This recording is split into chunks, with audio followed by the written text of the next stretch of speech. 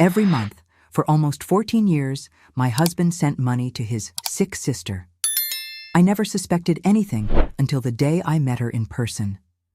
What I discovered that day changed my life forever.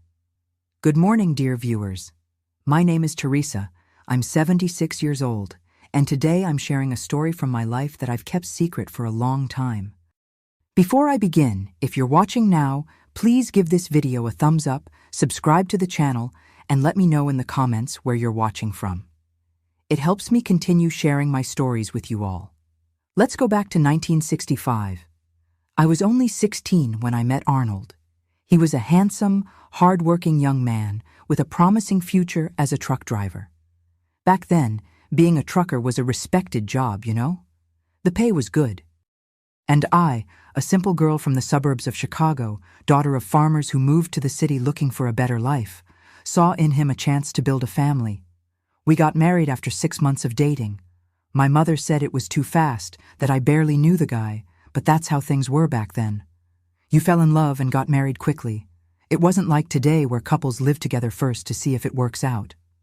Back then, we got married in church with a veil and gown, asking for God's blessing for the marriage to last forever. Our beginning was difficult, as it was for most young couples. We lived in a small bedroom and kitchen in the back of his aunt's house. Arnold traveled a lot, driving the Chicago-Indianapolis-New York route. Sometimes he'd be gone 3-4 days. I understood. It was his job. He always said, "Teresa, it's for you and the family we're going to build that I drive across this country."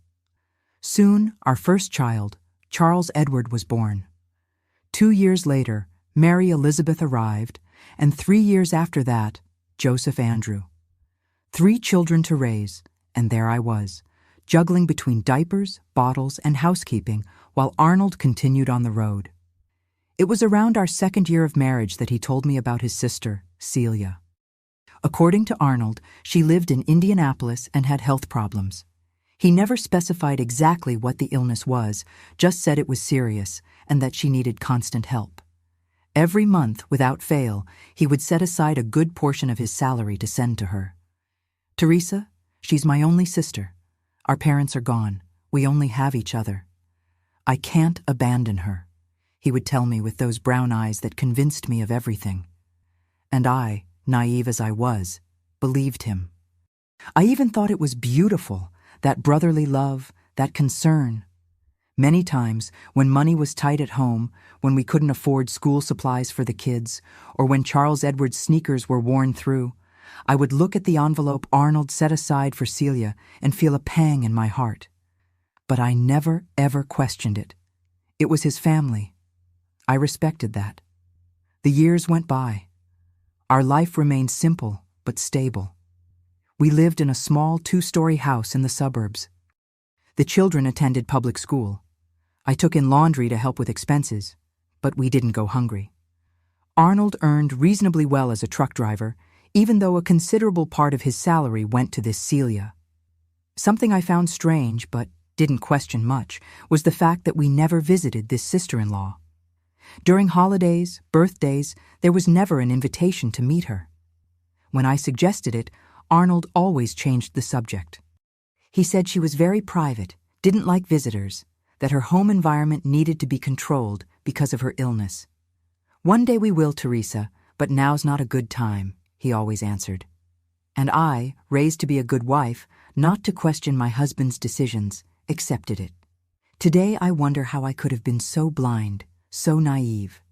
But in those days, that's how it was. Women accepted, stayed quiet, trusted.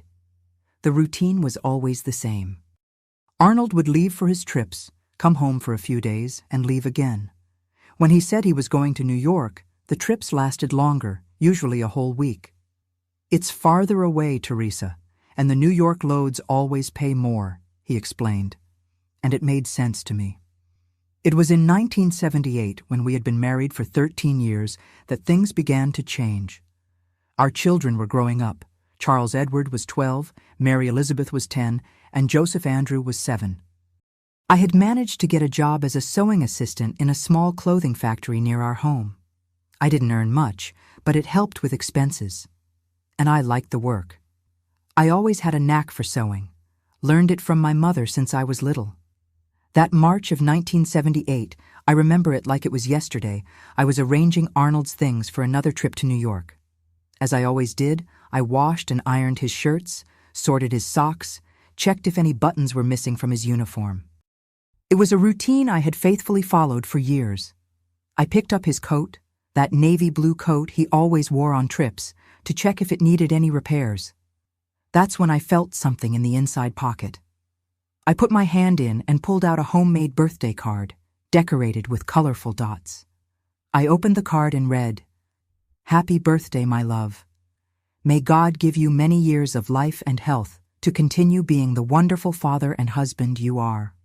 With all our love, Celia and Deborah." My heart raced.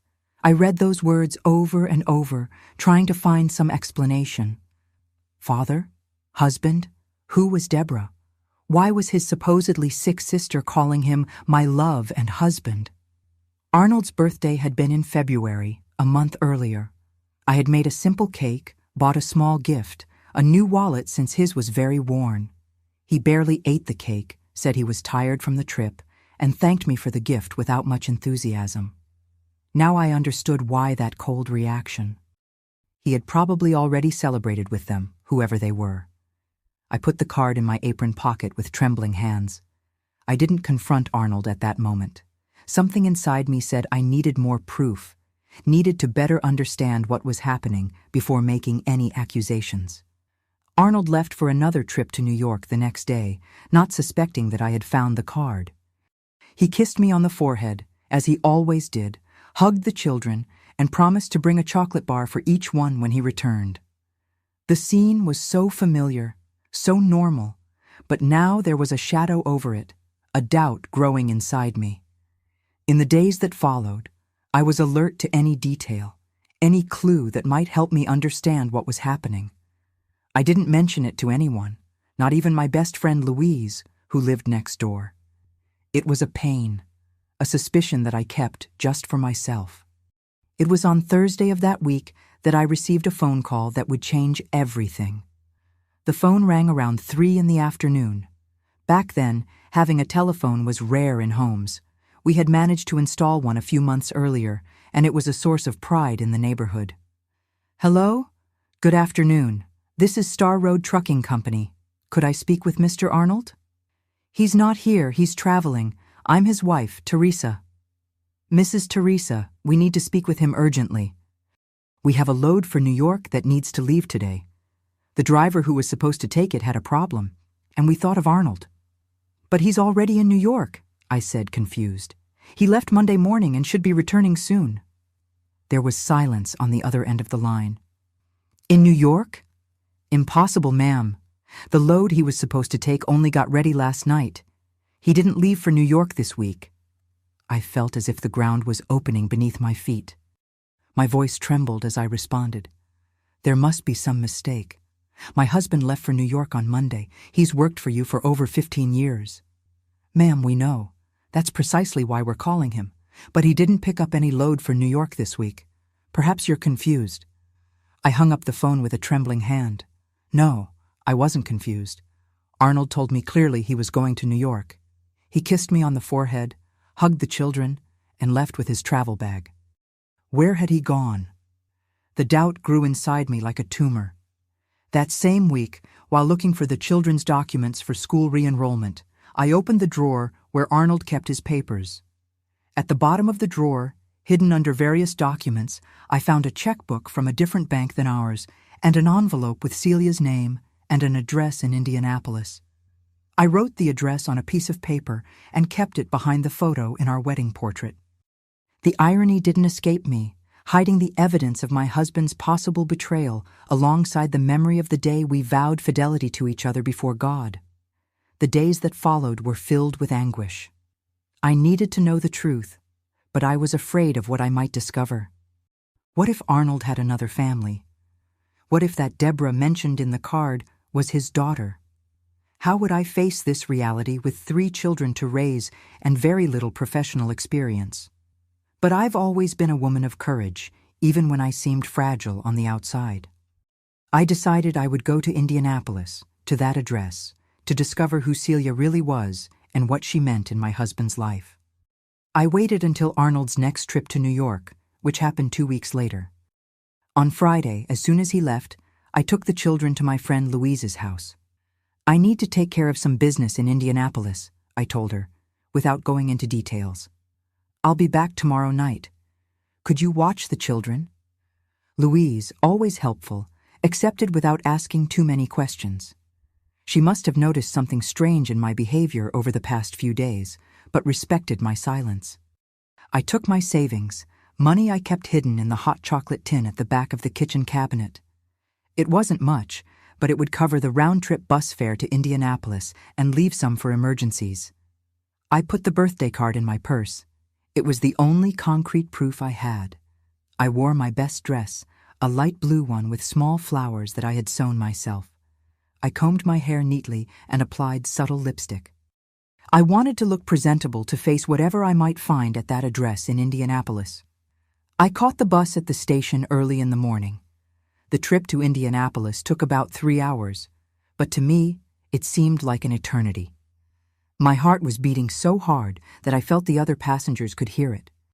What would I find? Was I about to discover that my entire married life had been a lie?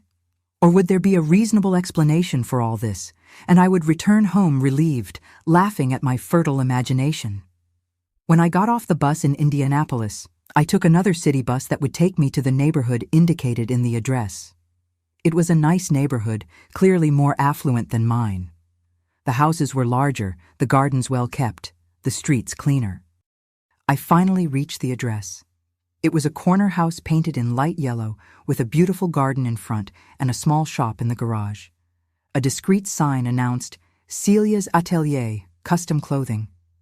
I took a deep breath and opened the gate. The sound of the doorbell made my heart jump. I was about to discover the truth that would change my life forever. I entered the small atelier, trying to control the trembling of my hands. The shop was beautiful, well organized, with various clothing items displayed on racks and mannequins. Colorful fabrics were arranged on shelves, much more luxurious than the scraps I sewed with at home.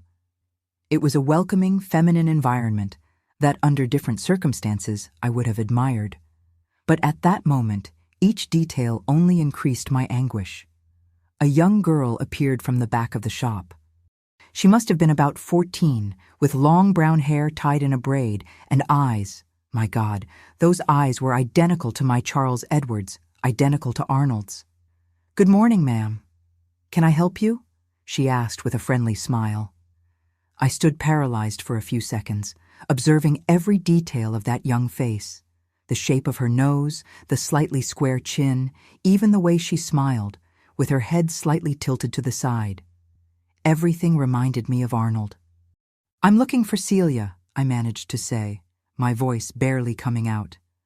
"My mom went out to buy materials, but my dad is home. Would you like to speak with him?" My dad.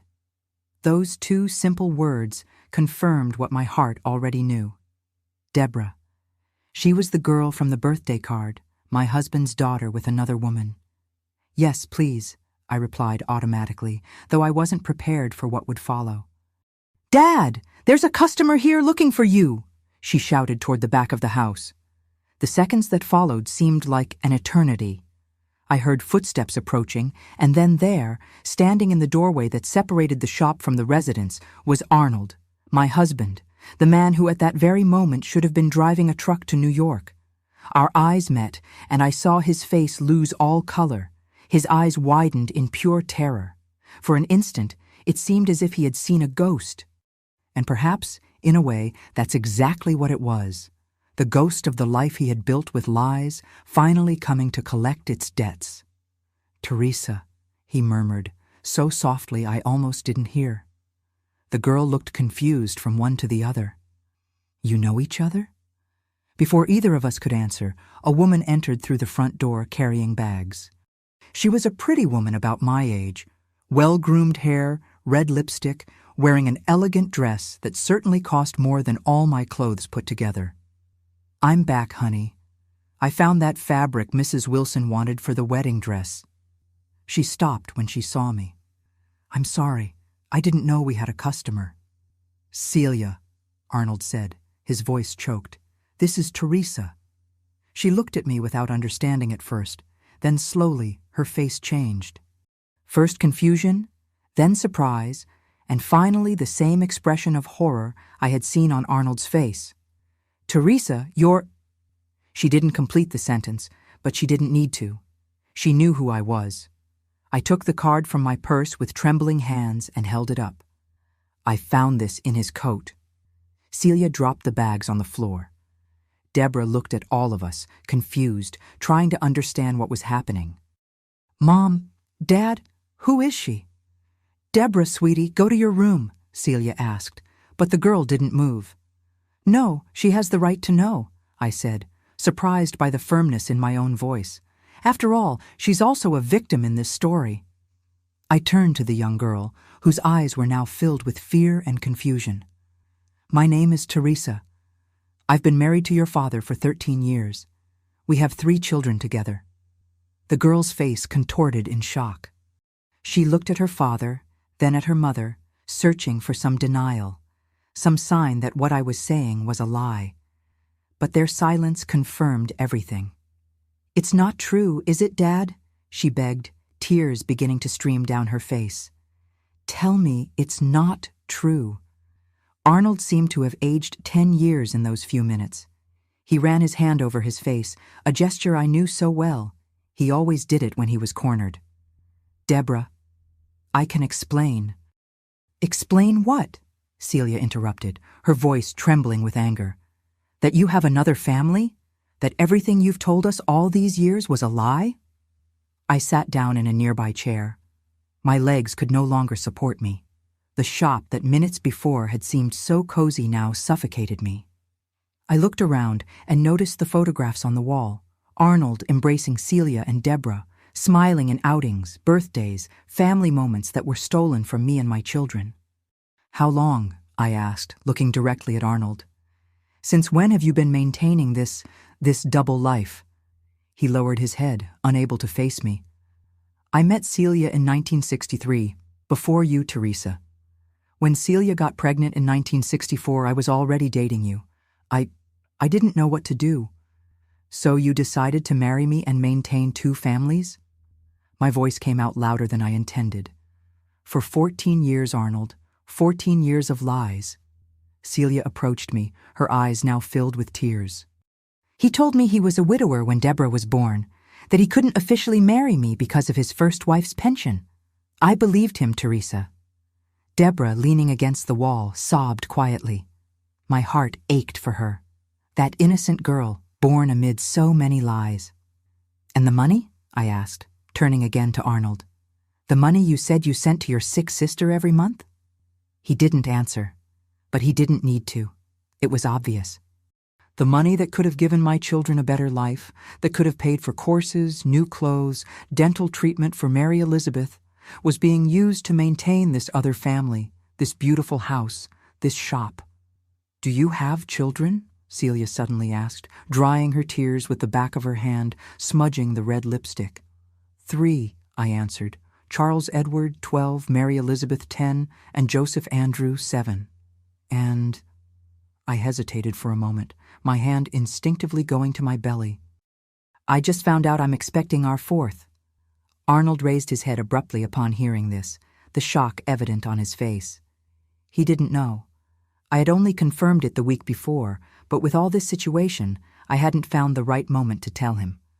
What irony of fate. Pregnant? He murmured, his face as pale as paper. Yes, Arnold. We're having another child you will abandon half the time to live your other life. Celia sat down too, looking as destroyed as I felt. How could you, Arnold? How could you do this to us? To Deborah? To her children? She pointed at me, her voice choked with tears. We were 2 families waiting for you, believing in you, loving you. Arnold looked like a cornered animal. He looked from one to the other, searching for words that wouldn't come. Finally, he said the only thing he probably thought could save him. I love you both. I love both families.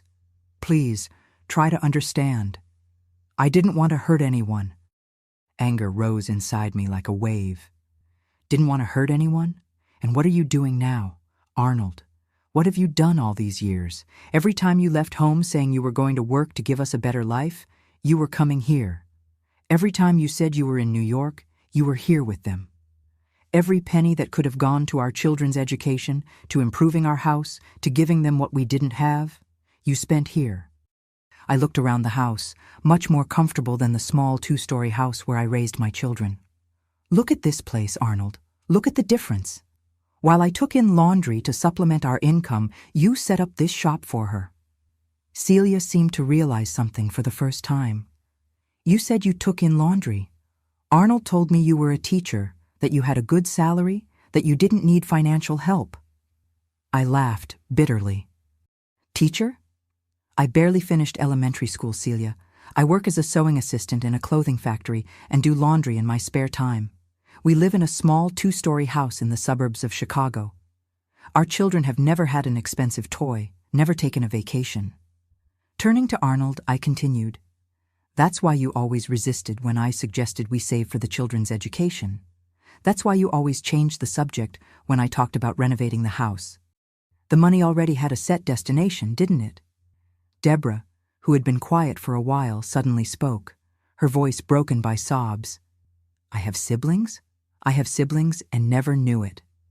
The question, so innocent and at the same time so filled with pain, broke something inside me. I approached her slowly, like someone approaching a frightened animal. Yes, Deborah, you have 3 siblings. Charles Edward looks a lot like you, has the same eyes. Mary Elizabeth is quiet like you seem to be. And Joseph Andrew is a handful, but he has a huge heart. They don't know about you, just as you didn't know about them. Tears flowed freely down the girl's face. And now? What happens now? It was the question that had been echoing in my mind since the moment I found the card. What would happen now? How would I continue my life knowing that everything I believed was a lie? Arnold, perhaps sensing he was losing control of the situation, tried to approach me. Teresa, let's talk. Let's resolve this. We don't need to make hasty decisions. I stepped back. Don't touch me. I don't want to hear any more lies. Celia, who had been silent, suddenly stood up. You slept at my house last night. You said you'd stay here until Sunday, that you'd only return to Chicago on Monday, that you'd take Deborah to the movies tomorrow. She turned to me, a new understanding in her eyes. When he was with you, he said he was traveling to New York, right? And when he was with me, he told you he was working. I nodded, feeling a strange connection with this woman who until minutes ago was just a name, a supposedly sick sister. He told you I was his sister? She asked incredulously. Yes, his sick sister who needed constant financial help. That's how he justified the money he sent every month. Celia shook her head, laughing without humor. And he told me he had a nephew with problems, son of a brother who lived upstate, that he was helping financially with the treatments. We looked at each other. 2 women deceived by the same man. 2 lives built on lies. At that moment, I felt closer to Celia than to the man with whom I had shared my bed for 13 years. Arnold began to speak again, trying to explain, trying to justify the unjustifiable, but his words were hollow, empty of meaning. He spoke of love, of not wanting to hurt anyone, of how things had gotten out of his control. As he spoke, a decision formed inside me. I didn't know how my life would be from now on, how I would raise 4 children alone, how I would face society as a separated woman in the 70s. But I knew with absolute certainty that I could not remain married to a man who had lived on lies for so long. Arnold, I interrupted his flow of excuses. I don't want to hear any more. I'm going to catch the bus back to Chicago now. When you return home, I want you to get your things and leave. I don't want you near me or my children. Teresa, please, let's talk. There's nothing to talk about. You destroyed our family. You lied to me, to our children, to them. I pointed to Celia and Deborah. There's no going back. I turned to leave, but looked one last time at Celia and Deborah before I did. I'm sorry you went through this. You don't deserve it. I left the shop onto the sunny Indianapolis street, feeling strangely light, despite the pain tearing at my chest. The truth, as painful as it was liberating. On the bus back to Chicago, as tears silently rolled down my face, I began to plan the next steps. How would I tell my children? How would I survive financially? How would I rebuild my life from the broken pieces Arnold left behind? I didn't know what the future held for me, but I knew that day in Indianapolis had been the end of one life and the beginning of another. A life without lies, without betrayals. A life that, although uncertain, would be authentically mine. Going home that day was one of the hardest things I've ever done in my life. While the bus traveled from Indianapolis to Chicago, I looked out the window without really seeing the landscape. My mind was a whirlwind of thoughts and emotions. How would I tell the children? What would I say to the neighbors? How would we survive financially? When I got home, it was already night. I picked up my children from Louise's house, who immediately noticed something was wrong.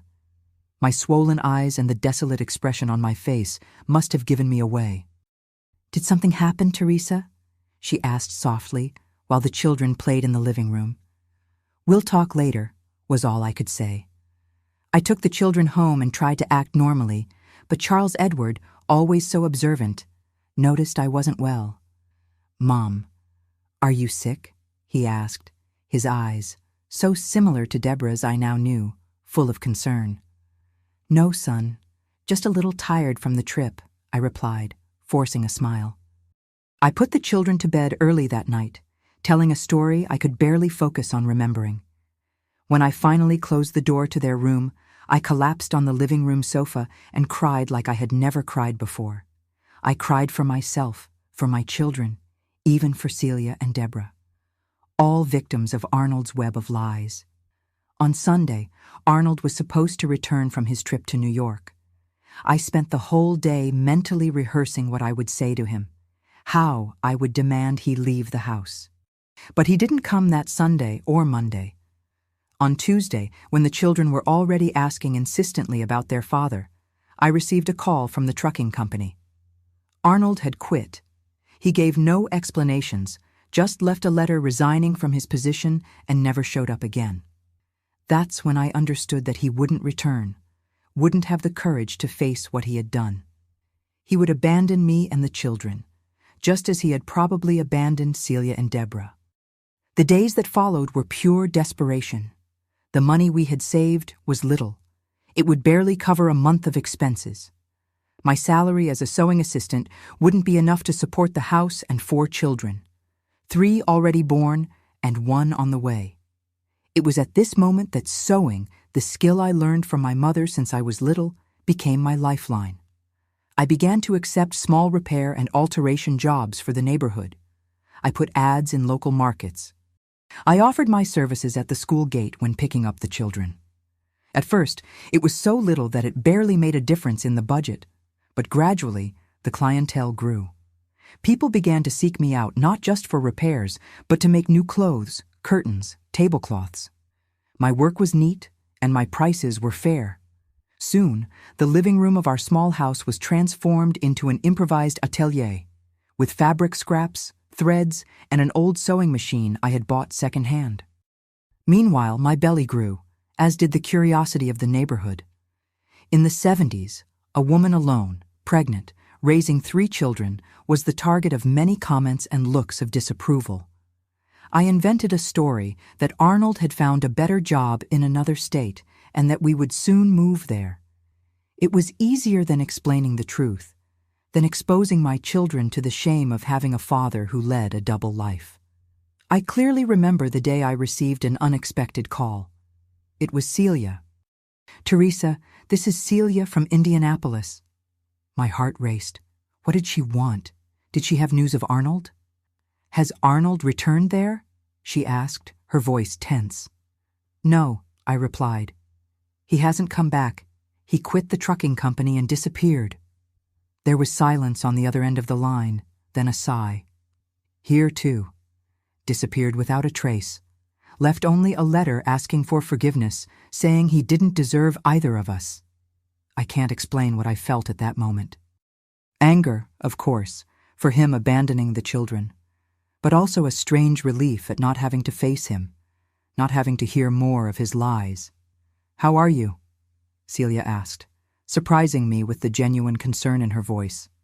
"Surviving," I replied honestly. "And you and Deborah?" "Surviving too. The shop is supporting us at least." Another silence, then she continued. "Teresa, if you find out where he is, let me know. Not for me, but for Deborah. She needs answers." "Of course," I promised. "And if you learn anything, let me know too. My children also deserve to know." We hung up with a strange sense of camaraderie.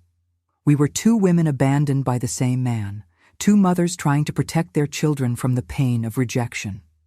In August 1978, my youngest daughter, Beatrice, was born.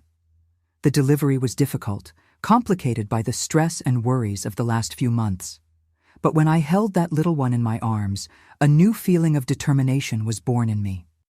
I would raise those 4 children alone, with dignity, and would do everything so they would never lack the essentials. The months that followed were full of work and little rest. I sewed during the day while Beatrice slept, and at night after the children went to bed. The older ones helped as they could, Charles Edward making small deliveries of finished clothes, Mary Elizabeth caring for the baby while I worked, Joseph Andrew helping with household chores. In 1979, I filed for divorce. I didn't know where Arnold was, but his abandonment made the process easier. It was painful to have to explain everything to the lawyer, to see the story recorded in official documents, but I needed that divorce, needed that paper that said I was free, that I could rebuild my life. The neighborhood, of course, talked. At that time, being a divorced woman was almost a stigma. There were looks of pity, whispers when I passed. Some friends distanced themselves, as if divorce was contagious, but others, like Louise, remained by my side, offering support and friendship when I needed it most. It was around this time that I received a proposal that would change my life. Mrs. Wilson, a loyal customer for whom I did various sewing jobs, owned a small fabric store in the center of the neighborhood. One day, she appeared at my house with a proposal. "Teresa, I'm thinking of expanding my store. I want to open a dressmaking space, but I need someone who understands the business, who has good taste and skillful hands. I thought of you." The proposal was tempting, a fixed salary, better than at the factory where I worked as an assistant, and commission on pieces sold. I accepted immediately, seeing an opportunity to improve my children's lives. I worked hard at Mrs. Wilson's store during the day and continued with my extra work at night. Gradually, I began to create my own pieces, simple but elegant designs that pleased customers. Mrs. Wilson, noticing my talent, began to give me more creative freedom. In 1980, a year after starting at the store, I received another unexpected call from Celia. "Teresa, I need your help," she said. Her voice choked. She told me her shop was doing poorly, that debts were piling up, that she didn't know how to proceed. Arnold had never given any more news, and she and Deborah were about to lose their house. I don't know how to explain what motivated me. Maybe female solidarity, maybe the memory of Deborah's frightened look that day in Indianapolis, maybe the thought that it could have been me in her place. Without much reflection, I heard myself saying, "Come to Chicago. I know someone who needs a fabric salesperson." 2 weeks later, Celia and Deborah arrived in Chicago with few suitcases and many broken dreams. I rented a room for them in Louise's house, who, after hearing the whole story, agreed to help. I introduced Celia to Mrs. Wilson, who, impressed with her knowledge of fabrics and her way with customers, hired her immediately. Deborah, then 15, entered the same school as my children, though in different grades due to age. It was strange at first, this unlikely arrangement. My children, to whom I finally had to tell the truth about their father, were confused, hurt, especially Charles Edward, who at 13 already perfectly understood what his father had done. "Why are you helping them, Mom?" he asked me one day, his voice heavy with hurt. "He abandoned us because of them?" "No, son," I replied, holding his hands in mine. "Your father abandoned us because of himself, because of his own wrong choices. Celia and Deborah are victims just like us. And in this world, women need to help each other." Gradually, a strange friendship began to form between our families. Celia, who initially seemed uncomfortable with my generosity, began to reciprocate in the ways she could. She brought treats for the children, helped Mary Elizabeth with math lessons, a subject in which she excelled. She offered to look after Beatrice when I needed to work late. Deborah, after initial rejection, began to get closer to my children, especially Charles Edward. The two discovered that besides their appearance, they shared a love for books and stories. It was painful and at the same time comforting to see them together, discovering this late sibling bond. In 1981, Mrs. Wilson decided to retire and offered the store for sale. The price was beyond my means, but she, who had become almost a second mother to me, proposed a deal. I could pay in monthly installments while managing the business. That's when I had a bold idea. I called Celia for a talk. "What if we became partners?" I proposed. "You understand sales and fabrics. I understand dressmaking. Together we can transform this store into something bigger." She looked at me with surprise, then emotion. "You would trust me like that, Teresa?" "It wasn't you who lied to me, Celia. It was him who lied to us both." Thus was born New Beginning Clothing, a name that perfectly reflected our story.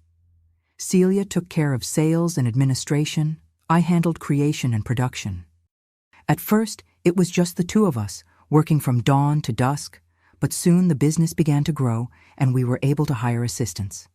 The years passed and the store prospered. We moved to a larger space, hired more seamstresses, expanded the product line. We even began supplying uniforms to some local companies, including, ironically, the same trucking company where Arnold had worked. The children grew up.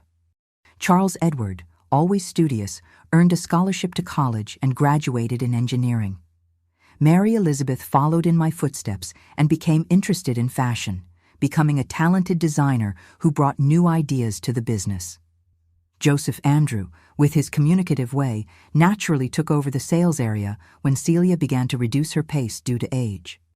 And Beatrice, my youngest, born amid so much turbulence, grew to be a strong and determined young woman, studying law and defending causes for women like her mother. Deborah, Celia's daughter, graduated in business administration and brought a new level of professionalism to the business. It was she who suggested expanding into other areas, who organized our financial system, who guided us through complicated tax and labor laws. Life wasn't easy, but it was honest and dignified. We never heard from Arnold again. Years later, news came that he had died in a highway accident somewhere in the South. I felt a strange mixture of emotions: sadness for the father of my children, anger at the man who abandoned us, and finally, a kind of peace at having closure. When I look back at that frightened young woman who discovered her husband's betrayal in 1978, I barely recognize the woman I became. The path was hard, full of obstacles, but each challenge strengthened me. Each difficulty taught me something new. The birthday card I found in Arnold's coat pocket could have destroyed my life, but it ended up being the beginning of a journey of self-discovery and overcoming. The pain of betrayal transformed into strength to rebuild not just my life, but the lives of everyone around me. And the most surprising of all, the woman I most feared, the one who represented Arnold's betrayal, became my ally, my partner, my friend. Celia and I, two women deceived by the same man, found in each other the strength to move forward, proving that sometimes the greatest blessings come disguised as tragedies. The 80s brought many changes to America and to my life. While the country was experiencing the Reagan era and dreaming of prosperity, I was building my own path of liberation. Our store, New Beginning Clothing, grew each year, becoming a reference in the neighborhood. What began as a small business of two desperate women transformed into a solid company that employed more than 15 seamstresses and 3 salespeople. It wasn't easy. At first, many suppliers didn't take 2 divorced women trying to run a business seriously. I remember a fabric representative who insisted on speaking only to the owner when he came to the store. Celia, always more diplomatic than me, would smile and say, "You're speaking to her, actually, to both owners." In 1983, we expanded to a space 3 times larger on the main avenue of the neighborhood. We took out a bank loan, another immense challenge for women at that time. The manager only approved it after Charles Edward, then 18, signed as guarantor, even though all the assets were ours. That was the world we lived in, where a male signature was worth more than all the success history of a company run by women. But we didn't let these barriers stop us. The new store had a large window where we displayed our best creations. In the back, we set up a larger atelier with industrial machines that allowed us to accept bigger orders. Soon, we were supplying uniforms for schools, businesses, and even some hospitals in the region. Mary Elizabeth, my daughter, then 16, revealed herself to be a natural designer. She started drawing simple models for our younger clients, and soon her creations were among the most sought after in the store. Seeing her talent flourish was one of the greatest joys of those years. It was as if all the sacrifice, all the sleepless nights, all the hard work had been worth it just to see my children finding their own paths. Charles Edward entered engineering college in 1984 with a full scholarship for his exceptional academic performance. I remember the day of his graduation in 1989 as if it were yesterday. Sitting in the audience between Celia and my other children, I couldn't hold back tears when I saw him receiving his diploma, so elegant in his borrowed suit from a cousin. At that moment, I thought of Arnold, of how he had lost the privilege of seeing his son become such an admirable man. Joseph Andrew, always the most extroverted of my children, found his place in sales.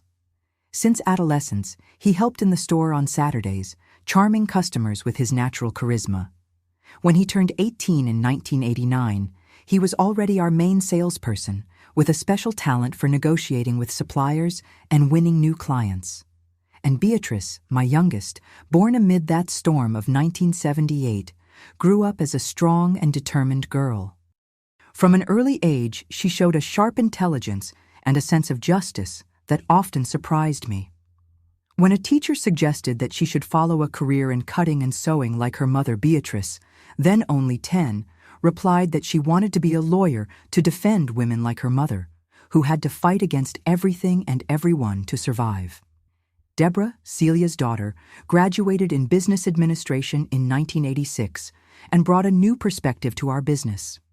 With her knowledge, we implemented a more efficient financial control system, expanded into new product lines, and even opened a small branch in a neighboring area. She and Charles Edward worked together on company growth strategies, combining engineering and administration to optimize our processes. It was fascinating to see how the half-siblings who only met in adolescence developed such a close and collaborative relationship.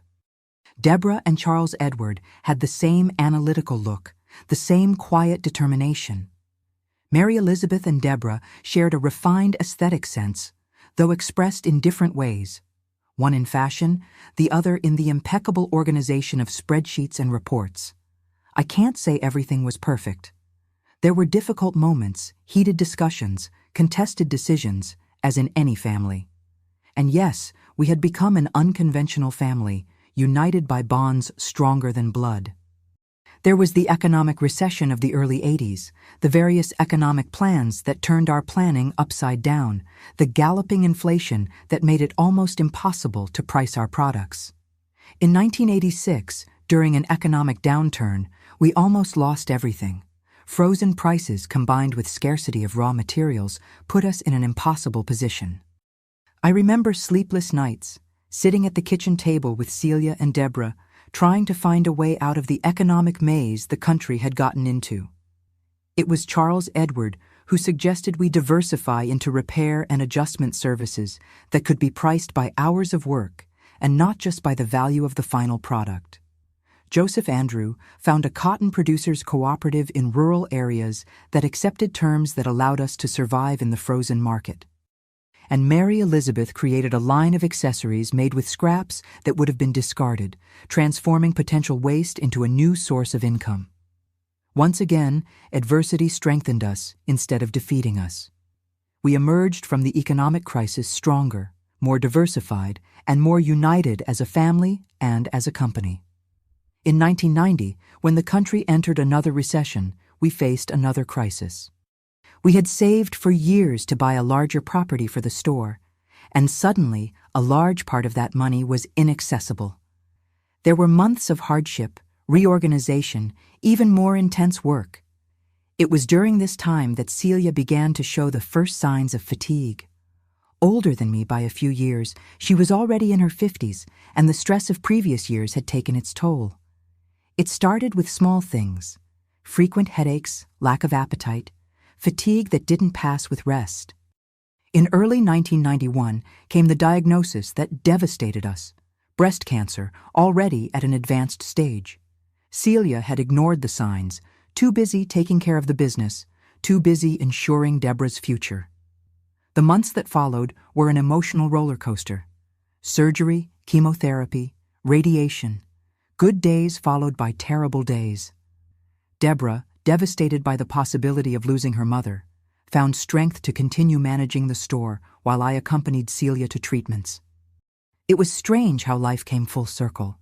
There I was, caring for the woman I once considered my rival, the other woman in my husband's life, holding her hand during chemotherapy sessions, helping her eat on days when she was too weak to lift a spoon, reading to her when her eyes were too tired to focus on the words.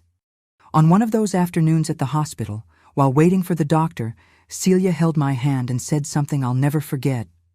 "You know, Teresa, when you showed up at that shop in Indianapolis, I thought it was the worst day of my life, but today I see it was the best. That day freed me from a life of lies and brought me you, the best friend I've ever had." I couldn't respond, emotion closing my throat. I just squeezed her hand tightly, and she felt it, knowing that she understood everything I couldn't say.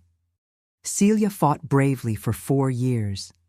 She had periods of remission when she returned to work part-time at the store, always with a colorful scarf covering her hairless head. She had relapses that took her back to the hospital for weeks. In 1995, on Deborah's 30th birthday, she left us peacefully in her bed, holding my hand on one side and her daughter's on the other. The grief was profound, not just for Deborah, but for all of us. Celia had become the heart of our strange, recomposed family. Her absence left a void that seemed impossible to fill. The store, though continuing to function under the competent administration of Deborah and my children, seemed less alive without her presence.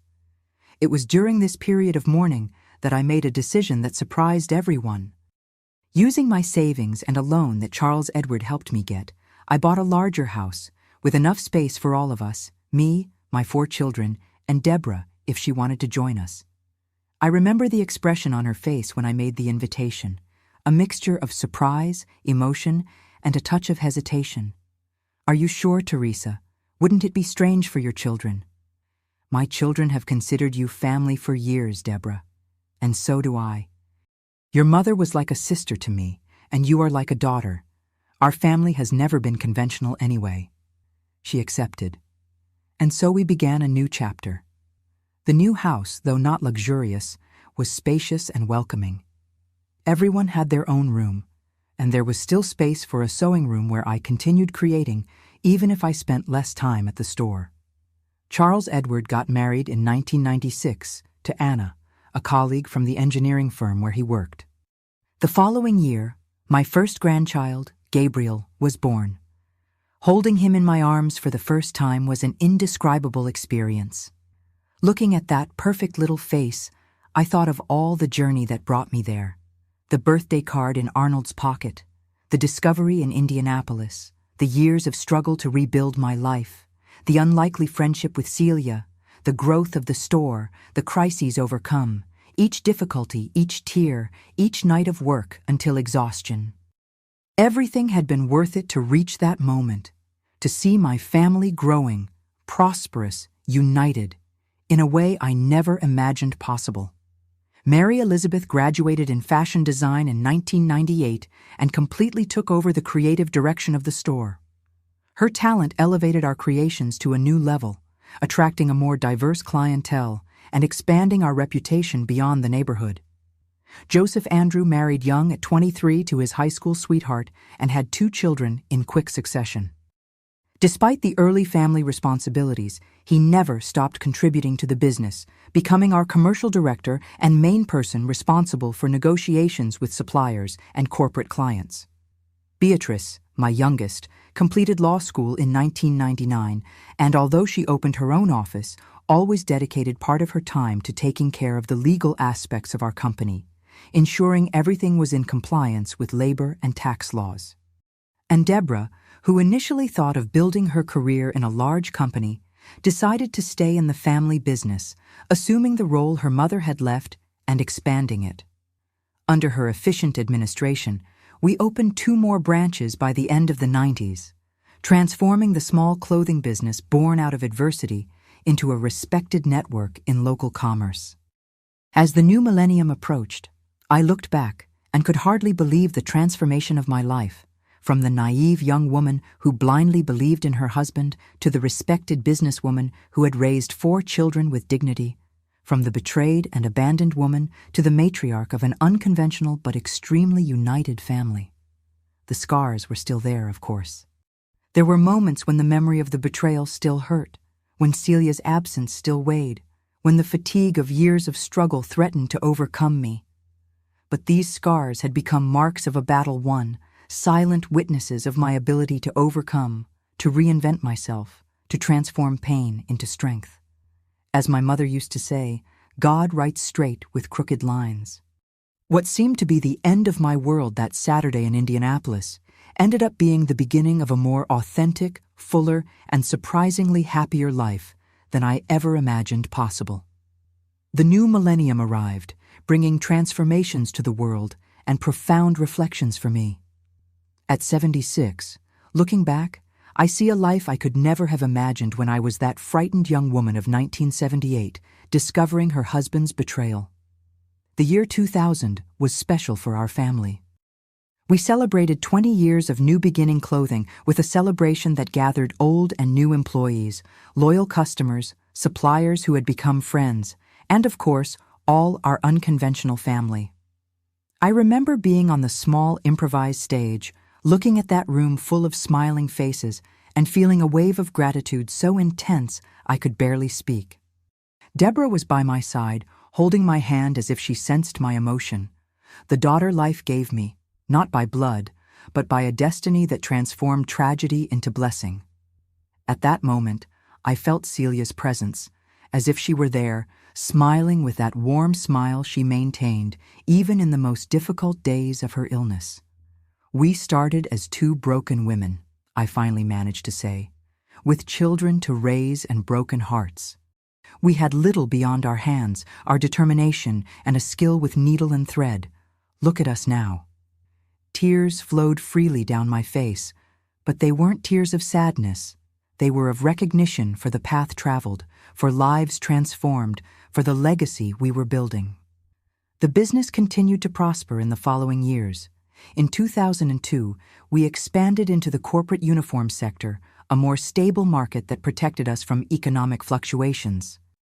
In 2005, under Mary Elizabeth's leadership, we launched our first affordable party fashion collection, which became a huge success among women who wanted elegance without spending fortunes. But more than commercial success, what filled me with pride was seeing how each of my children, including Deborah in that count, had become an upright, compassionate, and determined adult. Charles Edward, my firstborn, became a respected engineer, working on projects that improved the lives of underprivileged communities. In 2003, he led an initiative to bring solar energy to a settlement on the outskirts of the city.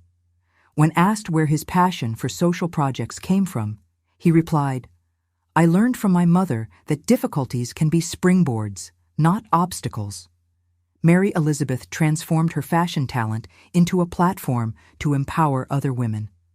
Besides her functions in the company, in 2006, she created a project that taught sewing to women in vulnerable situations, many of them victims of domestic violence.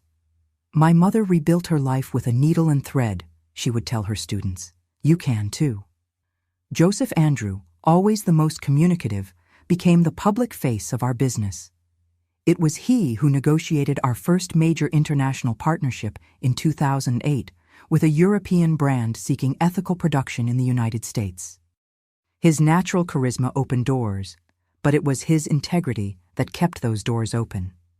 "I learned from my mother that your word is your most valuable asset," he used to say. Beatrice, my youngest, born amid the storm, became a lawyer dedicated to women's causes. In 2004, she opened a firm specializing in family law, helping women in situations similar to the one I faced decades earlier. "I grew up watching my mother fight against a system that wasn't prepared for a divorced woman with 4 children," she explained. "I want to ensure that other women have the legal support she didn't have." And Deborah, who grew up with the weight of being the daughter of the secret, transformed into a visionary businesswoman and dedicated philanthropist. In 2007, she established a foundation in her mother's name, Celia, which offered scholarships to children of single mothers. "My mother and Teresa taught me that family isn't defined by blood or papers," she would say at scholarship ceremonies. "It's defined by love, by care, by presence in difficult moments." Grandchildren started arriving, filling my house and my heart. By 2010, there were 8, 4 from Charles Edward, 2 from Joseph Andrew, 1 from Mary Elizabeth, and 1 from Beatrice. Seeing them grow, playing together on family Sundays, with no idea of the extraordinary circumstances that united their families, was one of my greatest joys.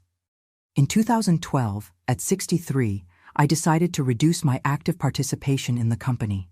My children and Deborah were already running it competently, and I felt the need for more time for myself, to take care of my health, which was beginning to show signs of wear, and to enjoy my grandchildren.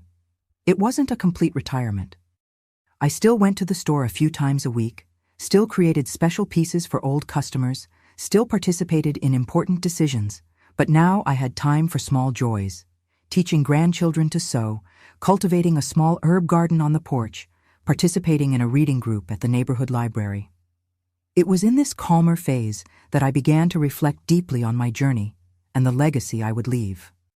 Not just the material legacy, the company, the house, the savings that ensured comfort for my children and grandchildren, but the legacy of values, of lessons learned, of wisdom gained through pain and overcoming. In 2015, I was invited to give a talk at an event for women entrepreneurs. I was nervous. I was never one for public speaking, always preferring the quiet work of my hands creating on fabric. But Beatrice insisted, saying my story could inspire other women. "I'm no speaker," I argued, "and I don't have the education to talk to a bunch of college graduates." "Mom," Beatrice replied with that determination she inherited from me, "you have something more valuable than any diploma, lived experience. Your story is powerful." I ended up accepting, and to my surprise, that talk opened a new phase in my life. Other women, many much younger than me, wanted to hear about how I transformed betrayal into strength, how I built a business from scratch, how I raised 4 children alone at a time when being a single mother was almost a scandal. The secret, I would tell them, isn't not falling. It's getting up every time life knocks you down, and if possible, getting up while bringing someone else who's also fallen. In 2018, at 69, I experienced another milestone, the merger of our company with a national fashion brand.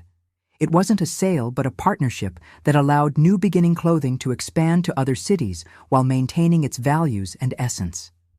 The condition we imposed was that the policy of hiring women in vulnerable situations, initiated by Mary Elizabeth, would be maintained and expanded. The signing of that contract, with all my children and Deborah by my side, represented the closing of a cycle, from the small living room transformed into an improvised atelier in our house, to a company that would now have a national presence. The journey had been long and extraordinary. In 2020, when the pandemic hit the world, we faced new challenges. With stores closed and uniform orders drastically reduced, we had to reinvent ourselves once again. It was Joseph Andrew who suggested the transition to online commerce, something we had resisted for years, preferring personal contact with customers. The pandemic also brought us back to our essence. We began producing masks, initially for donation to hospitals and underprivileged communities, then as a new product line. The whole family got involved. Even I, at 71, went back to sewing daily, remembering the early days when each piece I produced was crucial to put food on the table. Now, in 2025, I look back and see a life that, despite all the pain, was rich in meaning and purpose. I never remarried. There were some relationships over the years, good men who brought moments of companionship and affection, but I never felt the need to make anything official. My family, my children, Deborah, my grandchildren, and the always present memory of Celia filled my heart in a way no romance could. Arnold remains a distant, almost mythical figure in our family history. When the grandchildren grew up and began asking questions about the grandfather they never knew, we told the truth in a way appropriate for their ages, not to perpetuate resentment, but to honor the journey that brought us here. Your grandfather made mistakes that hurt many people, I would explain. But without those mistakes, our family wouldn't be what it is today. You wouldn't have so many uncles, aunts, and cousins. I wouldn't have found the strength I didn't even know I had. It's strange to think that I owe gratitude to the man who broke my heart. Not for the abandonment, of course, nor for the lies, but for the catalyst his actions became in my life. Without that birthday card found in his coat pocket, without that desperate trip to Indianapolis, without that painful confrontation, I might have lived an entire life in the shadows, accepting less than I deserved, never discovering what I was truly capable of. At 76, sitting on the porch of the house I built with my work, surrounded by photos of children and grandchildren, with Celia's memory always present in small details, I feel a peace that seemed impossible on that day in 1978. The wrinkles on my face tell the story of many smiles, many tears, many sleepless nights, many celebrations. My hands, now a little trembling with age but still skillful enough to teach my 5-year-old great-granddaughter to make her first stitches, carry the memory of each piece sewn, each fabric cut, each button sewed on. These hands fed my children, dried their tears, built a business, offered support to other broken women. If I could go back in time and talk to that young Teresa, frightened and betrayed, I would say, "The path will be difficult. There will be days when you'll want to give up, but you are stronger than you imagine. This pain, which now seems unbearable, will be transformed into something beautiful. And one day, many years in the future, you will look back and understand that that terrible moment was, in fact, the beginning of your true life." The greatest lesson I learned and try to pass on to my children, grandchildren, and now great-grandchildren is that our stories aren't defined by the blows we receive, but by how we respond to them. That sometimes we need to be broken to discover what we're made of. That from the deepest cracks can be born the brightest light. That birthday card I found in Arnold's coat pocket could have been the end of my story. Instead, it was just the first chapter of a saga of resilience, reinvention, and unconditional love. A saga that continues to unfold through the generations I helped create and inspire. And perhaps this is the most precious legacy I can leave. Not the store, not the money, not even the family name, but the certainty that it's possible to transform the greatest pain into a greater purpose. That it's possible to lose everything and still rebuild something more beautiful than what was there before. That it's possible, in the end, to transform betrayal into triumph. As I tell my grandchildren, life rarely follows the path we plan. The secret isn't resisting the unexpected turns, but learning to navigate them with grace and courage. And always remember that in the darkest moments, when everything seems lost, that's exactly when the greatest opportunities for growth and transformation are born. And you, my dear viewers watching me now, remember, no matter what your pain is, no matter what your challenge is, there is always a path forward. Sometimes we just need the courage to take the first step, even with trembling legs and a broken heart. The rest, as I discovered on that trip to Indianapolis so many years ago, the path shows us. If you liked this story, please don't forget to like the video and subscribe.